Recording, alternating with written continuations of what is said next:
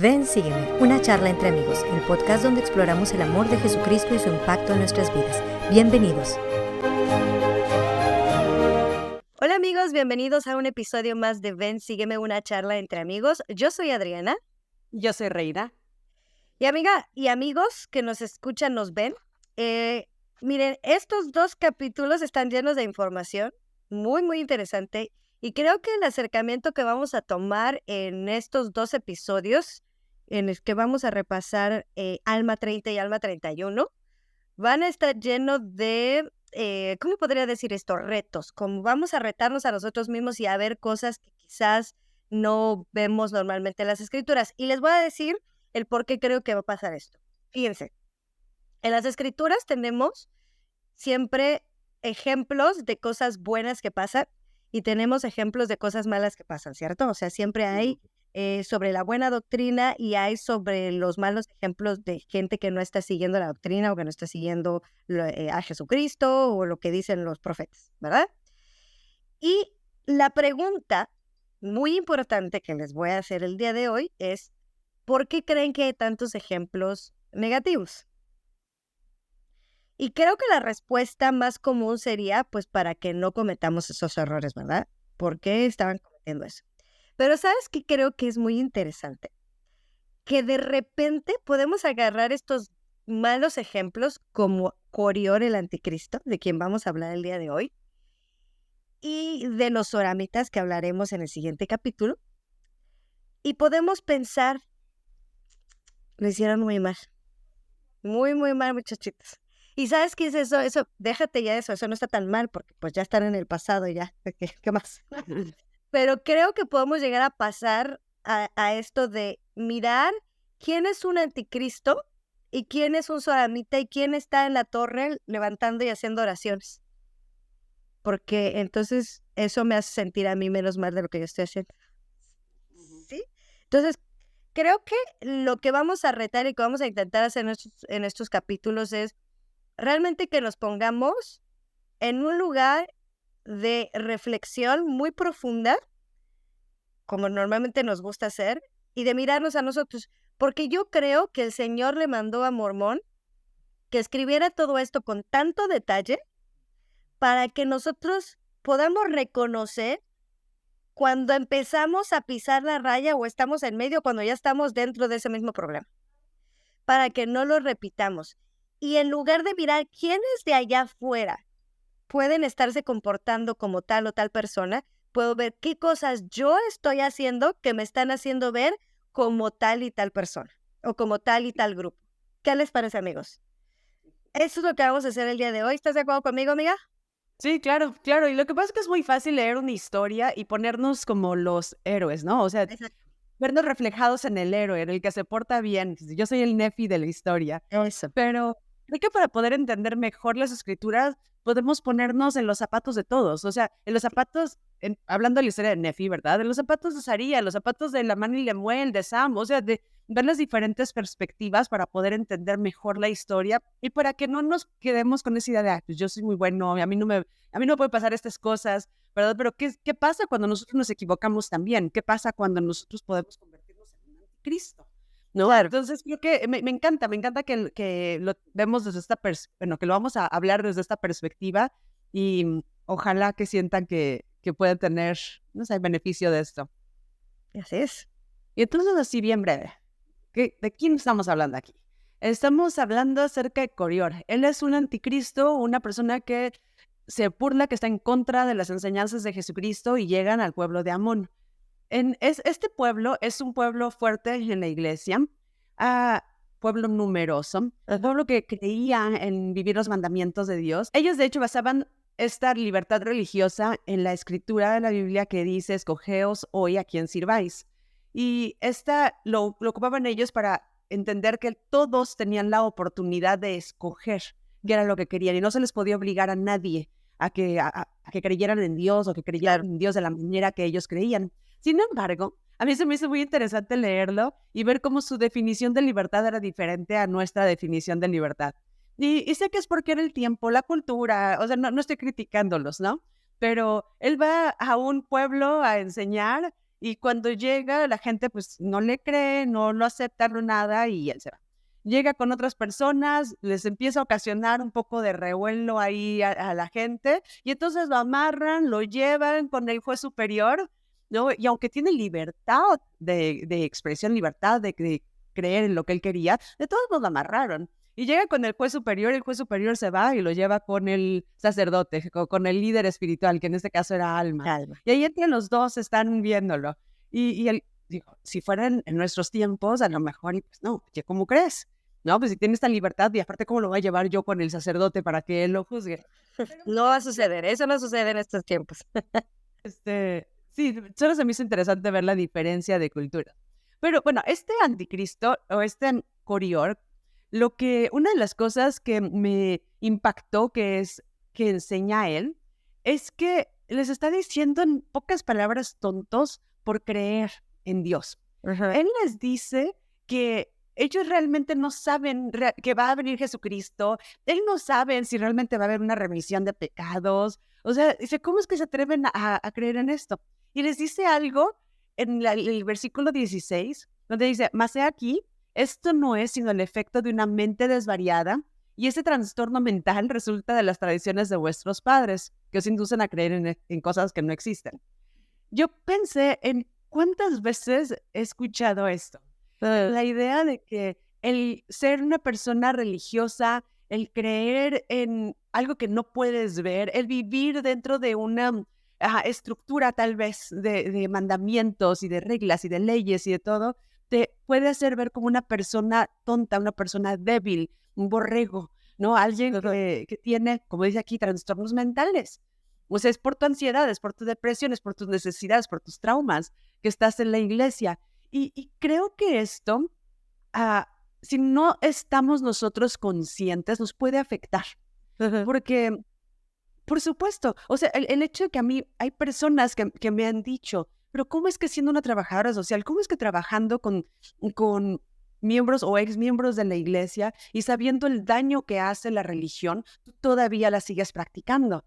Y esto podría de verdad, si yo no estuviera, si yo no lo hubiera ya pensado y procesado y orado y llegado como a un buen término con Dios, tal vez sería algo que me afectara mucho, ¿no? ¿Será que estoy haciendo mal? No soy una buena terapeuta, no soy una buena trabajadora social, no estoy haciendo las cosas de la manera correcta, pero creo que esas son unas de las cosas que nosotros queremos y podemos hacer, el darnos la oportunidad de desafiar esto, de pensar, que lo hemos mencionado, yo sé, en otros capítulos, pero el poder decir, bueno, ¿de verdad esto es algo bueno? ¿Estoy loca? ¿Estoy siguiendo las tradiciones de mis padres? En realidad, esto es algo que me va a beneficiar a mí y a mi familia, y darnos esa oportunidad de explorarlo y de recibir respuestas de Dios, explorarlo en las escrituras, explorarlo en los discursos de nuestros líderes, recibir revelación directa de nuestro Padre Celestial, para que así cuando alguien venga y nos ponga esas ideas en la mente, no nos sintamos como inseguros o que podamos caer, como mucha gente cayó en el tiempo de Corior. Estoy de acuerdo. Oye, y qué bueno que mencionas esto, porque estaba yo pensando en este concepto de cómo cuesta construir algo, lo que tú quieras, ¿no? Puede ser la confianza, cuesta trabajo construir la confianza y es muy fácil romper esa confianza, ¿no? Vamos a pensar. O voy a pensar en un libro, a alguien, un escritor, le costó muchísimo trabajo escribir ese libro, pensar, hacer, poner las ideas, y de repente alguien puede llegar y destrozarlo por completo, decir lo que tú hiciste no sirve de nada, y destrozar, o simplemente destrozar algunas páginas. Si yo empiezo a destrozar estas páginas que a mí me costaron tanto trabajo construir, alguien llega y destruye una de mis hojas, la principal, la de la historia, no sé, una en medio, un pilar, de repente todo el resto de la historia deja de tener sentido. ¿Y por qué estoy diciendo esto? Porque esto es justamente lo que Corior estaba haciendo. O sea, empezó a buscar destruir el testimonio de personas que habían luchado por ese testimonio por mucho tiempo, y empezó a engañar a las personas, porque es como romper esta hojita, empieza a decirte este tipo de cosas en las que si no has llegado a ese momento y si no estás constantemente buscando fortalecer y proteger ese libro, por así decirlo, y que es nuestro testimonio, puede llegar y se rompe una hoja, y entonces puede ser la hoja la que tenía el fundamento más importante, que hace que el resto de la historia tenga sentido. porque si bien aquí lo dice el nombre, Corior es un anticristo, que es una de las primeras cosas que les dice, no hay Cristo, ¿cierto? Y empezar a destruir el fundamento de si no hay Cristo, entonces no hay esto, entonces si no hay esto, no hay esto, y empieza a destruir por completo, a buscar destruir por completo el testimonio. Y aquí me gusta mucho esta parte de reflexionarlo porque lo hemos dicho muchas veces, se dice mucho en la iglesia, de que nuestro testimonio es frágil, y en realidad lo es. El que nosotros creo que una de las grandes protecciones para poder fortalecer ese testimonio y que no llegue alguien y simplemente lo rompa es nosotros desafiar, como tú lo estás diciendo ahorita, que seamos nosotros mismos los que desafiemos estos conocimientos y que no tengamos miedo de hacerlo, porque si no va a llegar alguien que lo desafíe y que quizás no podemos saber cómo contestar a eso porque yo nunca me he atrevido a desafiar ese conocimiento, entonces no tengo la respuesta y puede romperme mi testimonio, quitarme la clave y tirar todo lo demás que yo ya había construido con mucho tiempo, ¿no? Entonces, Sí. esa parte de conscientemente hacerlo sin miedo, con la confianza de que Dios me va a contestar porque quiere que yo reciba mis respuestas, ¿no? Claro, claro. Y de hecho, esta gente con la que este Corior llegó eran los antinefileitas, era el pueblo de Amón. Ramón. Estas personas tenían un testimonio en serio fuerte. Gracias. Ellos sabían lo que era el sufrimiento, ellos tuvieron que experimentar mucho y entre eso tuvieron que aprender a conocer a Dios. Entonces, cuando este hombre viene a decirles, tú no necesitas a Dios, todo se logra a través de tu esfuerzo, de tu capacidad, ellos saben, no, pero espérame, esto no es cierto. Nosotros sí conocemos a Dios, sabemos el impacto que ha tenido en nuestra vida y por eso es que ellos no pudieron caer, porque tenían un testimonio fuerte, conocían a Dios, lo amaban y habían escogido servirlo. Claro. Y esta parte de escoger servirlo es otra de las cosas que también me impactaron. Y otra cosa de la que él habla, de hecho que le está explicando él al sumo sacerdote, a Gitona, creo que es como se dice su nombre, es que la gente está siendo víctima de abuso de poder, de autoridad. Y dice que a estos líderes, a los líderes de la iglesia, les gusta tener a la gente en ignorancia. Es a fin de que no levanten la cabeza, sino que se humillen con sus palabras. Y la verdad es que esto es bastante fuerte, porque es una crítica muy común para las personas otra vez que practican religión. En nuestro caso, para miembros de la iglesia, esta idea de por qué tienes que obedecer, por qué la gente te puede mandar, por qué tienes que hacer algunas cosas. Me acuerdo con mucha frecuencia escuchar, y no tomas porque tus líderes no te dejan, no haces esto porque tu religión te lo prohíbe, no ciertas cosas así. Y yo creo que si nosotros lo vemos como, sí es cierto, la iglesia me está quitando poder, la iglesia me está quitando autonomía, ¿no? Mi autoridad en mi propia vida. Por supuesto que vamos a podernos sentir con resentimiento, a lo mejor, y podemos caer en enseñanzas como estas de Corior. Lo que nosotros creo que queremos asegurarnos es de que la libertad es como una de las partes, sino la parte más importante del plan de nuestro Dios. Y queremos recordar una y otra vez que Dios estuvo dispuesto a perder a una tercera parte de sus hijos en esta guerra en los cielos para poder defender o para poder mantener nuestra libertad. Él quería que nosotros pudiéramos escoger. Así que nosotros tenemos la libertad de escoger a nuestros líderes, de sostenerlos, de apoyarlos, de amarlos, de respetarlos, ¿sabes? Y todavía buscar nuestra propia revelación, nuestra propia determinación de cómo queremos vivir nuestra vida. La libertad religiosa no nada más es el derecho o la oportunidad de vivir la religión que tú escoges vivir, sino aún dentro de tu religión, escoger las cosas que se sienten correctas contigo. Y aquí nosotros somos libres de buscar, somos libres de orar, libres de encontrar lo que es mejor para nosotros, libres de conocer a Dios, de hablar con Él si es que así lo queremos. La religión no tiene que ser algo que nos obliguen a hacer, o las enseñanzas no es algo que tenemos que hacer, es algo que podemos escoger, que tenemos esa libertad para hacer. Entonces, creo que podemos no quiero decir con orgullo, quiero tal vez decir con valor, alzar nuestras cabezas, porque dice aquí él que la gente las humillan. para que no levanten su cabeza. No, permíteme, yo levanto mi cabeza y yo sé, en esta iglesia yo tengo la libertad aún de desafiar cosas, de acercarme a mi obispo, acercarme a mis líderes y de decir, ¿por qué? ¿Por qué se está haciendo esto? ¿O no se siente bien esto conmigo? Así que creo nada más que es algo que queremos recordar. Oye, ahí hay un versículo más adelante que apoya este tema, que es una respuesta hacia este desafío que lanza Coriol, que dice en el 34, dice, de modo que si no recibimos nada por nuestro trabajo en la iglesia, ¿de qué nos beneficia trabajar en la iglesia aparte de declarar la verdad para regocijarnos en el gozo de nuestros hermanos? Menciono esta escritura porque hablando de esta parte de te obligan, te hacen, ay, te quitan el dinero para el diezmo, ¿sabes? Todas estas ideas que a lo mejor las personas de fuera pueden tener de lo que es nuestras creencias y lo que nosotros hacemos, en realidad, Perdón, amiga, que te interrumpa, pero aún personas dentro de la iglesia, tal vez hay personas que nos están escuchando ahorita y que eso es un pensamiento que han tenido o que por tienen, supuesto, ¿no? tienes toda la razón. Y este versículo es un gran ejemplo de lo que debería de ser y como quisiéramos entender el amor hacia el servicio y hacia las cosas que hacemos y elegimos hacer.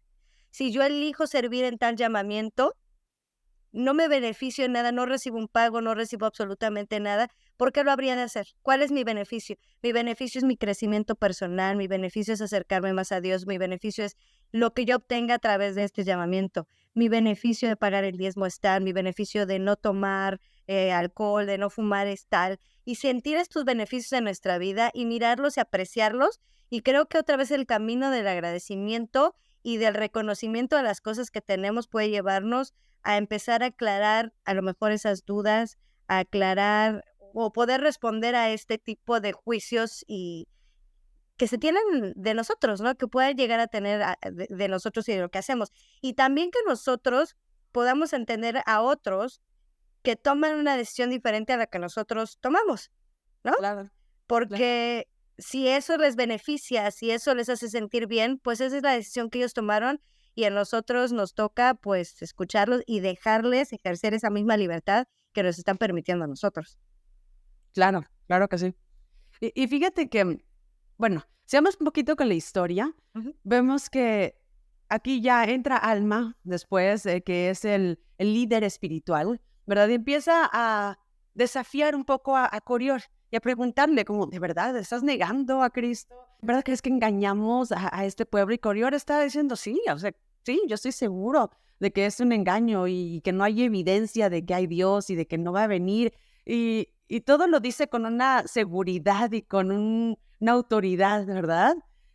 Y me gusta algo que pasa aquí, es que aquí Alma ocupa su inspiración, su revelación de profeta, y él reconoce que Coriol de hecho conoce a Dios y que él está escogiendo negarlo. En el 42 le dice, he aquí, yo sé que lo crees, pero estás poseído de un espíritu de mentira y has desechado al espíritu de Dios, de manera que no puede haber cabida en ti. Entonces, aquí Alma reconoce, este hombre conoce a Dios. Ujú. Y aquí viene una parte, amiga, que fue súper fuerte para mí. Te voy a contar que lo estaba leyendo y tuve una realización de algo que para mí se sintió muy importante, como muy revelatorio. Y me pegó tan fuerte que no pude aguantarme las ganas de llorar. Y estaba yo como con ese sentimiento de no puedo creer que lo acabo de entender ahorita y aplicó mucho a mi vida. Te lo voy a contar cómo fue. Entonces, Coriol rechaza a Dios, le dice que no va a creer en él. Dice, si me muestras una señal de que me convenza de que hay Dios, entonces voy a creer en tus palabras. Y Alma le dice, no, espérate, tú ya has recibido bastantes señales. Otra vez, con su revelación profética, ¿verdad? Él se da cuenta de que no, este hombre conoce. Dice, aparte, todo lo que le ha dicho él. ¿Y todavía quieres tentar a Dios? Él dice, sí, mándame una señal porque eso es lo que necesito. Y lo que le pasa, como sabemos en la historia, es que este hombre se queda mudo. Y una vez que está mudo, el juez superior le dice, bueno, y ahora, de ahora que ya estás mudo, ahora que todavía vas a seguir rechazando a Dios. Y la respuesta de Coriol fue la parte que me pegó, porque él le dice, yo siempre he sabido que había un Dios. O sea, era un hombre que en algún momento tuvo un testimonio de Dios, tuvo conocimiento de él. Y le dice, mas he aquí, me ha engañado el diablo, pues se me apareció en forma de ángel y me dijo, ve y rescata a este pueblo, porque todos se han extraviado en pos de un Dios desconocido. ¿Por qué fue que me pegó esto? Porque era un hombre, te voy a decir mi interpretación, era un hombre bueno que le preocupaba a su gente, le preocupaban sus hermanos. Y cuando vio que sus hermanos, que este ángel les dice, ve y rescátalos, él tomó sobre sí esta responsabilidad de rescatar y de salvar. Yo creo que él empezó todo esto basado en una buena intención, que era la intención de salvar. Y ahí fue donde me pegó, porque dije, Satanás se puede aparecer en forma de ángel, o sea, te puede hacer creer que estás haciendo algo bueno cuando lo que estás haciendo es el trabajo del Salvador. Solamente tenemos un Cristo y solamente tenemos una persona en esta tierra que nos puede salvar. Nuestro trabajo no es salvar a nuestros hermanos, nuestro trabajo es amarlos, caminar con Wow. ellos, conocerlos. ¿Sabes? Es cuando nosotros nos tomamos la responsabilidad de, ay, veo que está cayendo, tengo que ir y enseñarle, tengo que darle la doctrina pesada, tengo que decirle que lo que está haciendo mal. Estamos con una buena intención, pero no estamos haciendo lo que Jesucristo nos pidió que hiciéramos. ¿Tiene sentido esto? Sí, estoy procesando lo que me estás diciendo. En realidad no me lo esperaba, ¿sabes? De hecho, en cuanto dijiste, estamos haciendo el trabajo del Salvador, no te entendí. Dije, ¿qué me está hablando? O sea, la voy a dejar terminar, pero no la entiendo. Pero ya que terminaste tu idea, es algo muy impactante. O sea, creo que nos evitaríamos tantos problemas, tantos, y podríamos hacer que más personas se acercaran a Jesucristo si dejáramos que Jesucristo fuera el que haga su papel, que es salvarlos, y nosotros solo amáramos. ¿Te imaginas los cambios? ¿Verdad?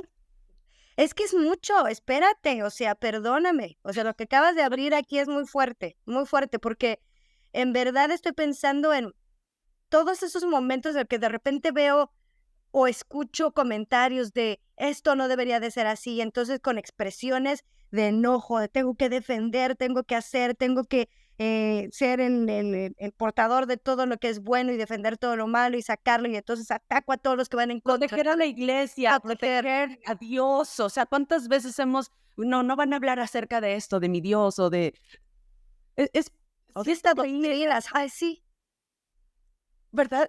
Amigos, ustedes dirán, a lo mejor y no concuerdan con la manera en la que yo sentí esto, pero para mí realmente fue el recordatorio de, Reina, tu trabajo no es salvar a nadie.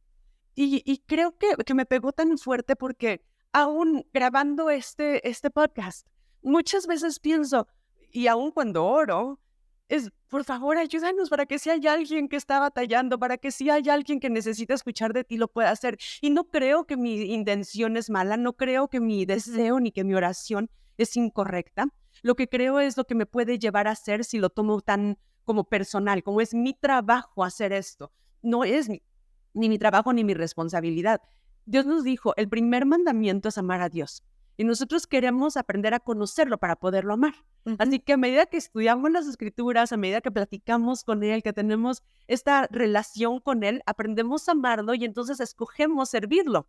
Y cuando escogemos servirlo, viene este segundo mandamiento, en el que por amor a mi vida, por amor a mí, porque quiero estar al lado de mi Salvador, voy a trabajar en mi progreso, ¿verdad?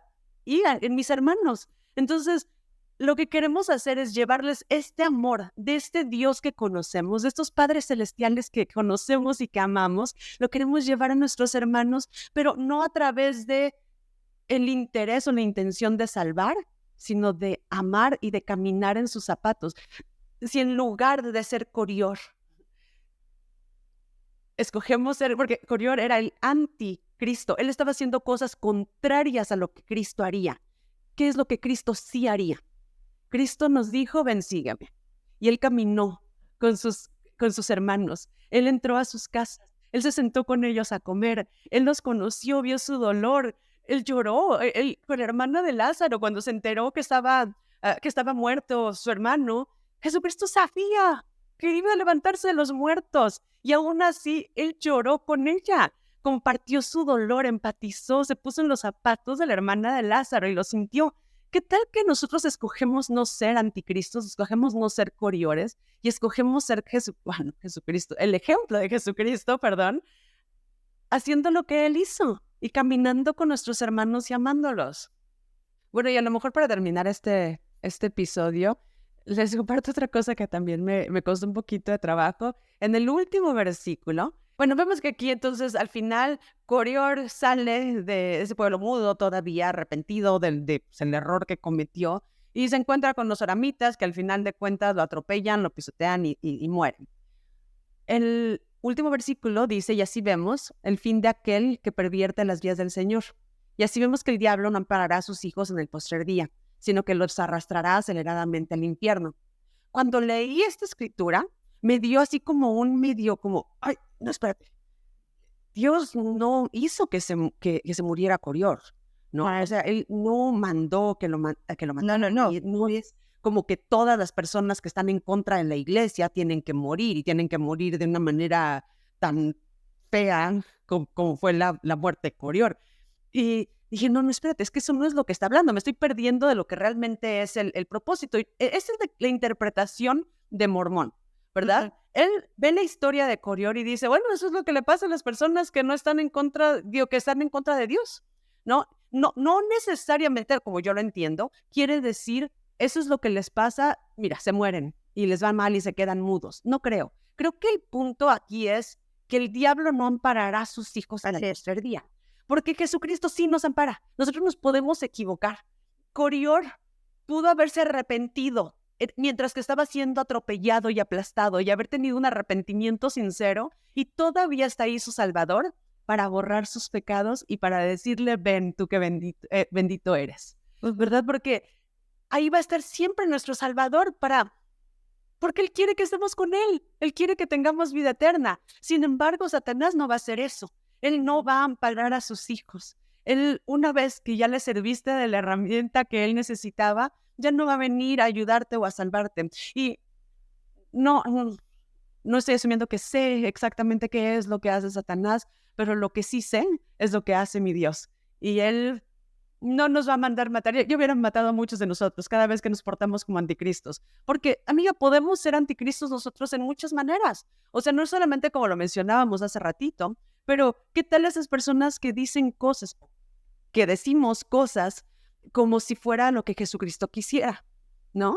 No, o sea, pienso en las veces que tal vez he escuchado, y este ejemplo ya lo he mencionado anteriormente, cuando una hermana en la primaria de mi barrio le dijo a un niño que se estaba portando mal, ¿y tú crees que Jesucristo sería contento de verte así? Que está contento de verte portando mal. ¿Tú crees que a él le gusta que vengas a su iglesia y te portes mal?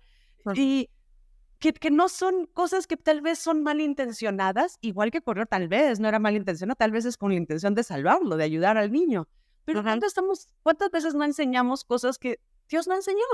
Qué bueno que estás ahí, es un niño chiquito. Ya parece que Dios se va a enojar de que esté haciendo relajo o algo, ¿verdad? Qué bueno que estás ahí. Seguro que si estuviera Cristo se sentaría junto a él y lo abrazaría. Entonces, pero muchas veces nos sentimos con esa responsabilidad como de que tenemos que decir qué es lo que Cristo quiere. Sí. Oye, me gusta que digas eso porque podríamos tomar otro tipo de ejemplos. Yo recuerdo alguna vez con una amiga de la capilla que estaba platicando sobre una nueva conversa, ¿ok? Una Ujú, joven de 17 años que apenas estaba conociendo la iglesia y que tiene un piercing en la nariz, ¿no? Whatever. ujú, Y me estaba platicando cómo es que se acercaba a ella y le decía, ven porque iba sola a la iglesia y le dijo, oye, mira, tal, ¿por qué no consideras a lo mejor quitarte el piercing? Eso te va a poder acercar más a Dios. Y ella realmente tenía la intención y es una mujer muy buena, esta amiga mía, es muy, muy, muy buena amiga. Y en el momento en el que ella me lo dijo, le dije lo mismo que les voy a decir a ustedes, no es una sorpresa si escucha este podcast, porque en realidad yo le dije, ¿y qué importa que traiga un piercing? ¿Qué más da? Está en la capilla, ha decidido bautizarse, ha decidido tomar el nombre de Cristo. Eso en algún momento va a venir y si ella sí siente que tiene que quitárselo, se lo va a quitar, pero que no sea algo que tenga que ser, primero te quitas el piercing y luego viene esta conversión, es primero vivo, siento, hago crecer mi testimonio y a lo mejor algún día me quito el piercing o a lo mejor no, porque me doy cuenta que a mi Dios no le importa eso. Ujú. Sí, Y, que dice la ¿no? escritura que Dios no ve lo que ve el hombre, Él ve el Exacto. corazón. Y nuestro trabajo tal vez en la iglesia debería de ser el ayudar a la gente a acercarse a Cristo. Sí, porque tú dijiste ahorita, nos enfocamos en el comportamiento y le damos a la gente la lista de requisitos, de reglas, de leyes. Y la verdad es que la iglesia no es no Mm, necesita ser una lista de cosas que tenemos y que no tenemos que hacer. La mayoría de las cosas que yo crecí creyendo que eran cosas que tenía que hacer, eran muchos inventos culturales, inventos de así es. personas que creyeron que tenían que hacer. Yo te dije cuánto trabajo me costó aceptar tomar la charola de la Santa Cena cuando yo llegué a Utah. Y decía, no, es que las mujeres no pueden tocar la charola de la Santa Cena. O sea, hay muchas cosas que se han pasado como tradición y que ahora las vemos como, ay, por qué creía eso? ¿Por qué hacía esto? Pues porque se nos enseñaron ideas de hombres enseñadas como doctrinas de Cristo. Amigos, ¿qué tal que eso se queda como la invitación? Que nos aseguremos de no ser coriores en nuestras familias, en nuestros barrios, y nos aseguramos más de ser como Jesucristo. Y así vamos acercándonos a Cristo un paso a la vez. No te pierdas ni un solo episodio. Suscríbete y encuéntranos en Spotify, YouTube, Instagram y Facebook.